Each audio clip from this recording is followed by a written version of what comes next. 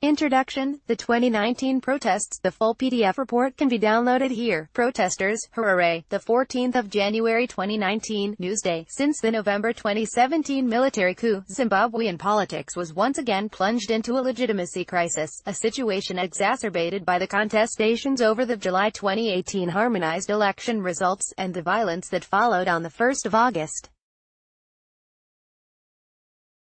Notwithstanding the political and economic reformist language of international re-engagement of the Mnangagwa regime since that moment, the shadow of Mugabe's authoritarian nationalist politics continued to hover over the post-coup attempt at political renewal.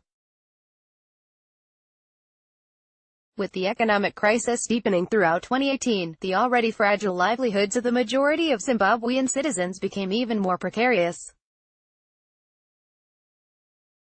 In late 2018, public sector workers including doctors, nurses and teachers went on to strike over their depreciated salaries and working conditions in the face of rising inflation and the persistent monetary crisis in the country.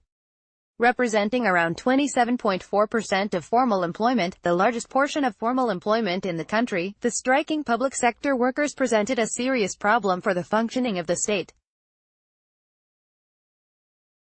Looking back to the 1990s, it was the public sector strike of 1996 that signaled the onset of the broader trade union challenge to the government's neoliberal policies at a time when formal sector employment, though already on the decline, had a broader base. 1. The public sector strikes of late 2018 with the attendant fiscal challenges once again presented a serious challenge to the professed attempts at fiscal restraint by the regime.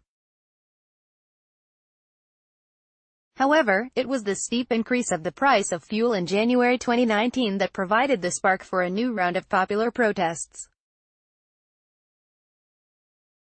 On the eve of his trip to Russia, Azerbaijan, Belarus and Kazakhstan, Mnangagwa announced a 250% rise in the price of fuel. In response, the president of the ZCTU, Peter Mutasa, and the leader of the state responded swiftly and brutally to the outbreaks of violence resulting from the protests. Of the 17 extrajudicial killings reported, the areas most affected were Mbeere, Mutare, Kadoma, Marandera, Hatfield, Kawanzana, Chitongwiza, Glenview and Epworth. The perpetrators were mainly members of the Zimbabwe National Army and the Zimbabwe Republic Police. Of the total 954 arrests, while the effects were nationwide, the areas most affected were Harare 297, Bulawayo 237, and the Midlands 187. Most of the reported human rights violations were in Harare and Bulawayo, while Harare topped the number of killings, assaults by gunshots as well arbitrary arrests. 2. In addition, civil society leaders were targeted in the state clampdown. Amongst those arrested or threatened with arrest were, leader of the Zimbabwe Doctors for Human Rights, and Tabani Moyo, the spokesperson of the Crisis in Zimbabwe Coalition, who was also forced to flee the country. 3. An accumulation of anger and frustration amongst the largely unemployed youth and those in the informal sector quickly manifested itself on the streets of the country's cities.